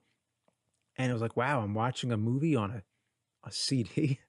Even CDs, for that matter, were kind of new. Just the idea of listening to music on a new medium was kind of interesting, because on a video game cartridge, there's a chip inside, or on an audio cassette, there's tape inside of it, but you don't handle it. You don't actually touch the tape. The CD was just, you're touching the data, so it seemed. So CDs kind of had a negative impression, sort of, between me and my friends when they first came out, because we thought you could scratch them real easily and then the game wouldn't play, or the music. I didn't know how far CDs would go. It was sort of a big question at that point. With the 3DO, I only knew the commercials. This is flying. This is real flying. All those childish games, we're all done with that now. Now we're going into real games. Yeah, I didn't know anybody who had a 3DO. I guess it was just too expensive. And I didn't really get a taste of it other than those commercials, not until I started doing the nerd videos. So I never heard of Plumbers Don't Wear Ties until the fans requested it. So I had to try it out, and it was so bizarre. And I didn't think it was possible to make a video of it, because what am I going to do with this? Most of the games I would review, I would be able to change the course of action by playing the game. There's many variables to what I can do and what I can show happen. Plumbers Don't Wear Ties, it's pretty much just a bunch of images that you're going to see no matter what. I can't really change the outcome of the game a whole lot. You'd make these choices for the characters, and then that was about it. I didn't think it was going to make a very good episode, but I tried anyway. It's basically just a basic sort of reaction video almost. I'm just going through it and being like, what the hell is this? That kind of thing. Like, there wasn't really a whole lot in my commentary other than just seeing, as if I need like confirmation. Like, hey, is this what's happening? Are you seeing what I'm seeing? The panda head in the bedroom, the guy playing guitar with the plunger. There's all those weird filters and the guy with the chicken head. and then there's that really weird, like, uncomfortable scene in the office where the boss, this real sleazy boss, tells her to take her clothes off. And then she like surprises all of us, but she actually does it. But she has like a whip and handcuffs, and she's like, okay, if I'm going to take my clothes off, I'm going to do this to the point where like, you're not even going to be able to handle it. I don't know what the point of the whole thing was, but it's such a weird game. The voices in it were really peculiar. Like, who do you think should make the first move? Press A now. I don't think the game was really meant to be seen by that many people. I think it was kind of just like an experiment. Like, they even put an outtake in there just to show that they weren't that serious. An outtake that's in it. So it's an intake, not an outtake. I guess it's in there just to show you that they're having fun with it and that it's not really meant to be taken serious. I mean, how could it be taken serious? But the fan response was overwhelmingly positive. Even to this day, a lot of people say, oh yeah, I remember your Plumbers Don't Wear Ties episode. I really like that. Or, like sometimes even like that was the first one they saw. Like your Plumbers Don't Wear Ties episode was the one that introduced me to your work. And that's pretty amazing. And yeah, I don't know that this game sort of has a legacy that's very special and very one of a kind. And I'm really happy to be attached to it in some kind of way. So, yeah, I'm honored.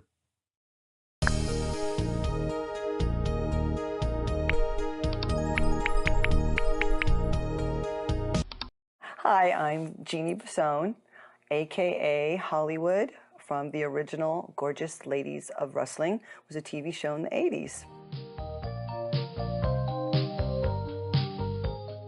At a young age, I knew I wanted to do acting. I knew that, and I kept saying to Mom and Dad, I want to do this. I'd like to model. I'd like to give out Academy Award. I want to pose in Playboy. These are things that a 12-year-old, what am I thinking? I want to, what am I thinking? And my parents would just look at me and just keep moving on. So I figured, well, after high school, I'll do what I want to do. I got with an agency, and I just did one thing of extra work, the people that walk around in the background or they're sitting at the table. And then I went back to my regular job, which was drawing blood. That is a phlebotomist. That's not what I wanted to do. I'm sure that's what my parents would like me to do. So there just happened to be an audition, and I went home and I checked that audition. It was a sports TV show. I went after work. I got to the audition. There's probably 500 different ladies there, and this man, David McLean, says, this show is going to be about women's wrestling, and I didn't know much about wrestling. I knew every other sport, but I'm like, oh boy. And I saw about 20 girls leave their seats and walk out the door, and I'm thinking, oh no, what do those chicks know that I don't know? But I'm young, no fear. Went down to the audition. I went to the audition, which really was training.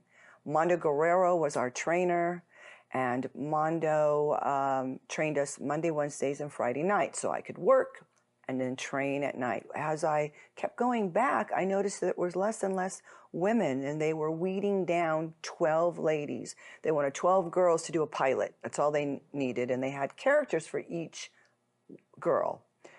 So at the end of the day, I was one of the girls that they picked, and they called my character Hollywood. My tag team partner was Vine, and we did a pilot. We took it to syndication to NAPI in 1986. And at the end of January, they called and said, pack your bags, you're going to Vegas. And so I did the pilot and all 4 seasons of that show. And that's when I figured at that point, I'd like to do more TV shows or more acting. Stunt work was another thing that I got into after Glow ended, and one of my friends said, let's go on a set and I'll show you how you hustle a set. And all that means is you're going down to a set to give them your picture and resume and meet with the coordinator. So I started doing a lot of that. And then wrestling, I started my own company, Hollywood Productions. And so main thing was stunt work, some modeling, some acting, and then the wrestling. The wrestling I've done from day one. I never stopped.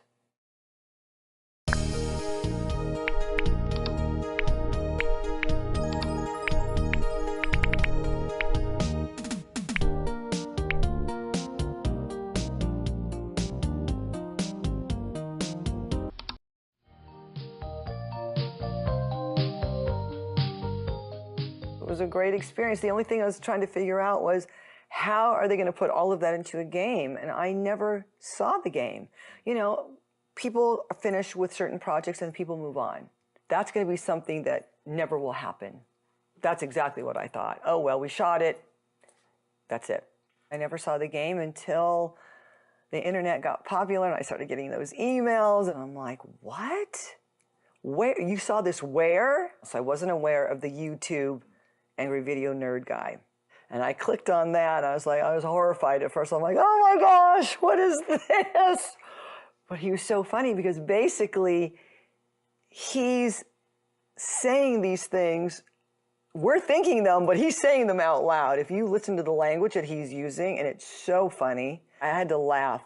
So that was probably my first indication that this thing that we did in 1993 is this game. Either people love it or they hate it or they think it's funny. And you have fan clubs of Jane. And then I looked at the views. I'm like, this game is in the millions.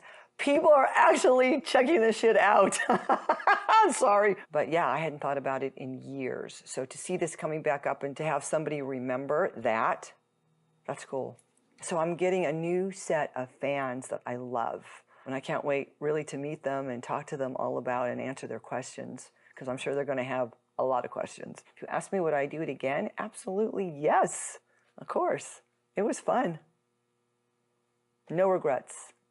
You can always say no to any situation that you're in. Stand your ground. I had to do that a few times during the 80s and early 90s. And I just, walk and go to the next audition, the next gig. But never be afraid to say no. Stand up for who you are. I always did that. Have an open mind, but I think you're going to have fun when you play the game, and you're going to go, oh, that's not so bad. What, they're saying this, they're saying that? I've seen way more than that. I think you'll love it.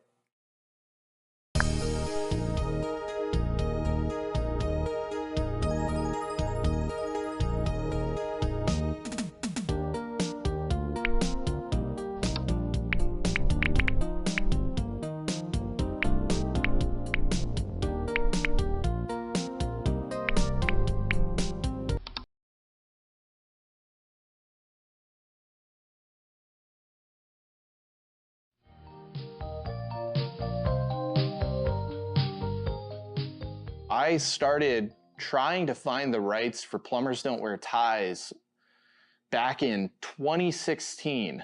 And I thought that it was with whoever owned Kieran Entertainment, which was the publisher on 3DO. So I looked up Kieran Entertainment. I went through all of these records with the California Secretary of State. I found all of these business records that were associated with Kieran Entertainment. It was like Digital Stuff Incorporated and all these weird things I've never heard of. And I tried everything I could in my power to reach out to these people. I signed up for white pages. I got phone numbers. I cold called those phone numbers.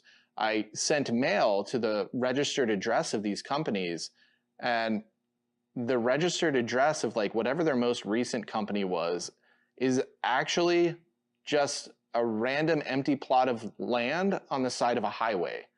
There is no mailbox there. There is nothing to actually receive mail. So of course my mail came back like 2 months later as undeliverable because there was nowhere to put it. Like, I almost feel like these people don't exist. I don't know, but I could not get in touch with these people. So After 4 years of trying that, I wrote to our lawyer and I said, hey, what recommendations do you have to figuring out who has the rights? And he was like, did you search the copyright database? And I guess I was just really stupid and I never searched the copyright database. I'd always searched the trademark database, which doesn't really provide you with a lot of information. But the copyright database will have emails occasionally.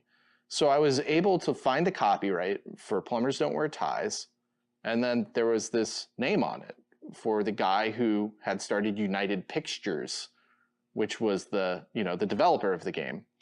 And clicked on his name, and I got some other things like a diet program he had developed. So I clicked on that, and then boom, his email address was there for this diet program copyright. And I was like, holy shit, I've got the way to contact whoever has the copyright. So I emailed him, and he was like, wow, I'm surprised anyone is interested in this. And, within a couple weeks, it was all negotiated and done. And we were able to pick up the rights to restore and remaster Plumbers Don't Wear Ties. And I felt this weight lifted off my shoulders. I felt this, 4 years of effort just finally coming together. We believe we can contextualize this game in an interesting way that will make it not only like the best way to consume the game, but to understand what it was, how it could have happened. We found that idea super fascinating. So I discovered Plumbers at work. It was something that was floating around at the time, and Joe, he basically was like, hey, you want to know what this is? And he sent me the link to a video by Angry Video Game Nerd that I thought was very funny, very well made.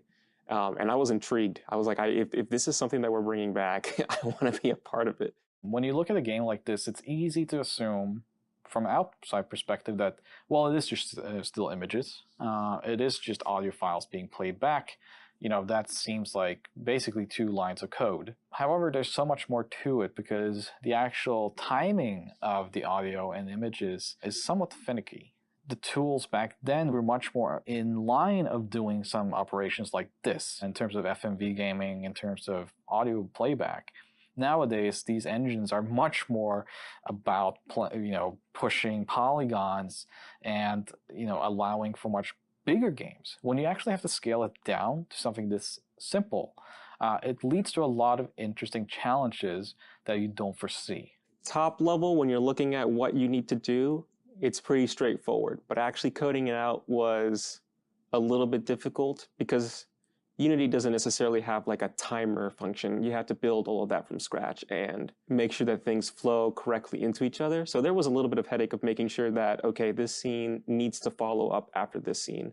And sometimes you mess up. So you got to really go and figure out, okay, what broke. There's some fan assets and sites that show a lot of the differences between the 3DO and the PC version, and then include information about like the timestamps and stuff like that. Things that made it super useful for us to very quickly break apart the game and rebuild it exactly how it was, right down to like the millisecond of how these things are timed out. We were given a lot of assets from the older title, even lots of code too, but it was very difficult to understand how to implement that in something like GameMaker or Unity, so we had to start from scratch.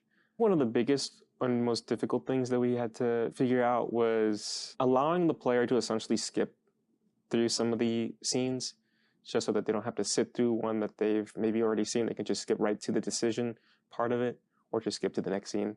That was a little bit difficult, trying to get that to work with the timer, making sure that when we did skip, we reset the timer. We made a decision early on that, like, obviously we never wanted to try and approach this game by just putting it back out exactly as it was. We don't think there's a lot of value in that package, even if you remaster like the photos and the one video that's in there. So it basically became like, well, what can we do to create a value around this? And the value we thought that made the most sense was playing it very straight, contextualizing and telling a story about how this game exists, finding the right people who would have something meaningful to say about it, and maybe using it to make a living history piece as opposed to just a remastered version of an old game.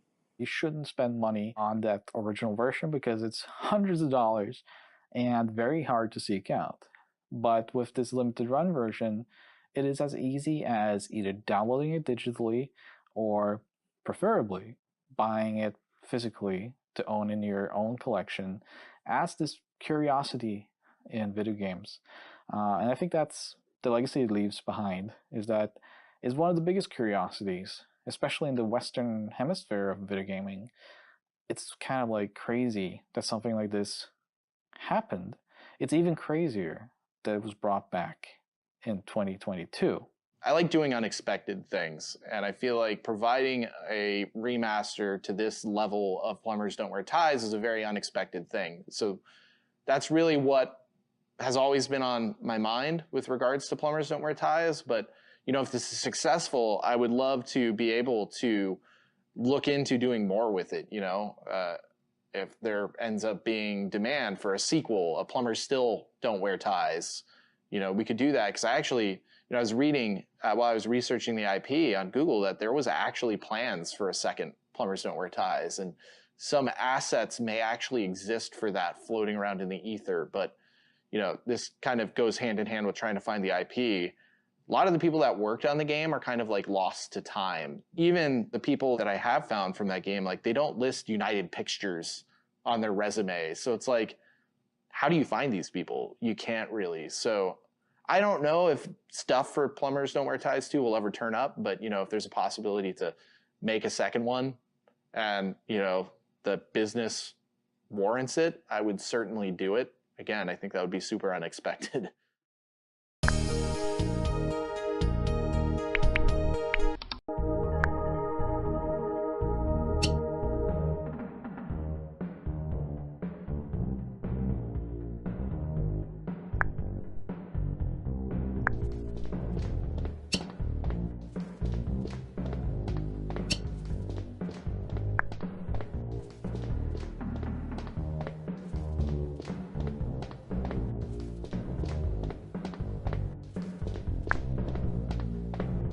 Perhaps this will be a lesson for you. Perhaps you'll take your...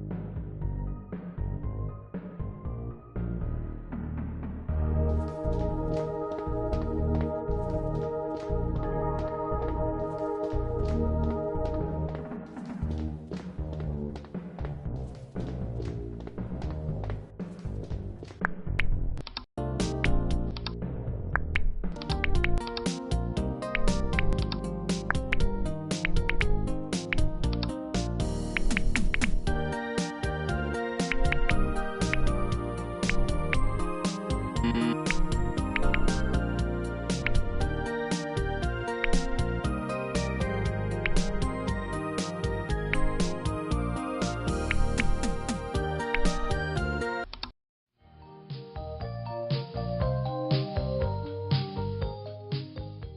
when it came to actually AI upscaling this game, that was a gigantic task that I don't think I was fully prepared for, but when I came into the company, I was the only one that had true kind of involvement in the AI scene.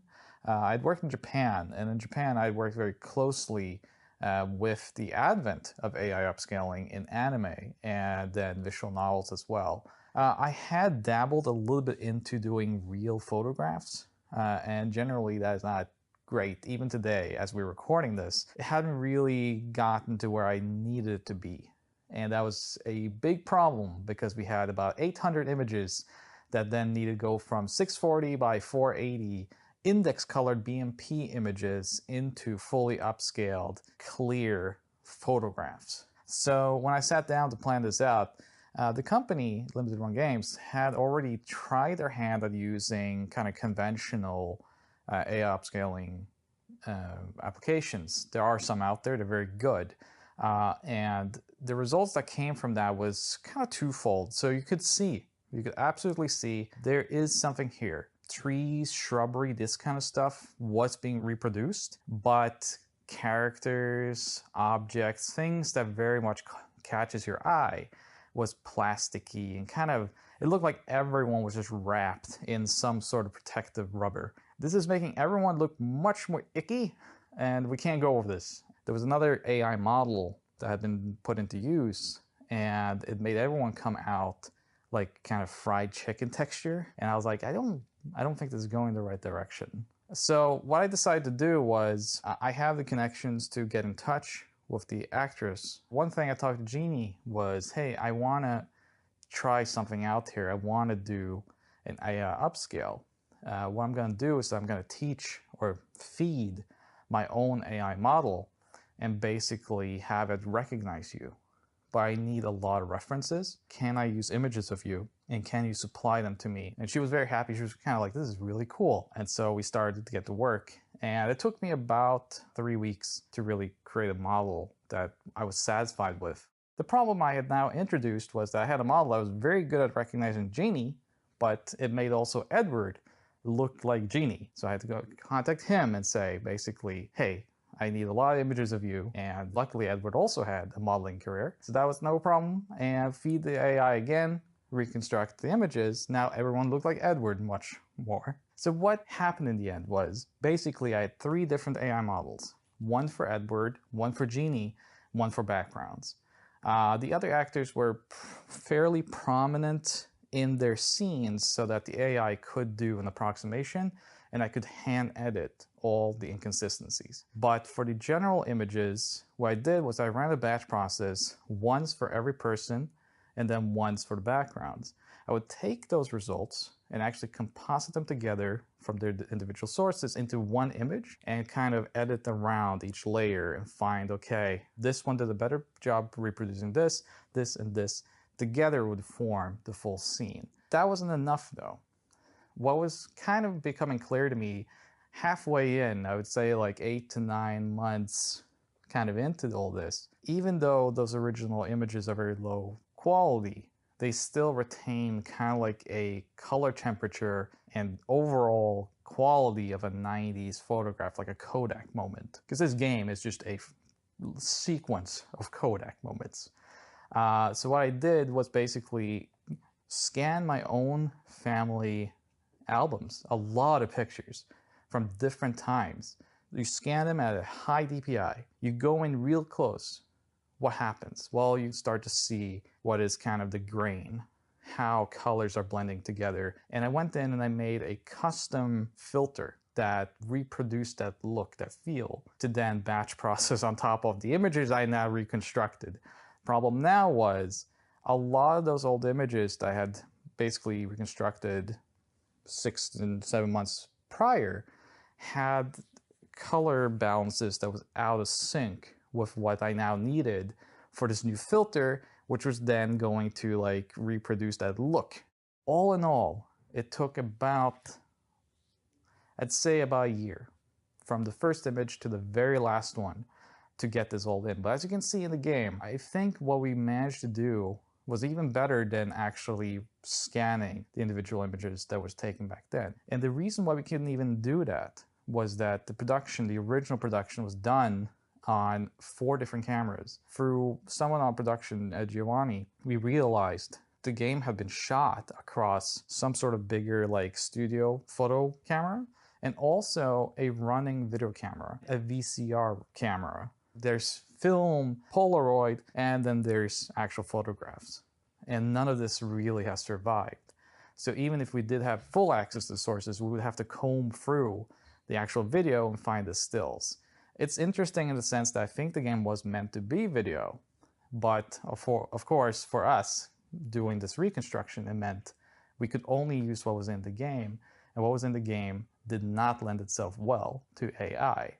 I'm pretty proud of it now, though, because I think this is basically one of the first times that we used AI for actual real-life photographs.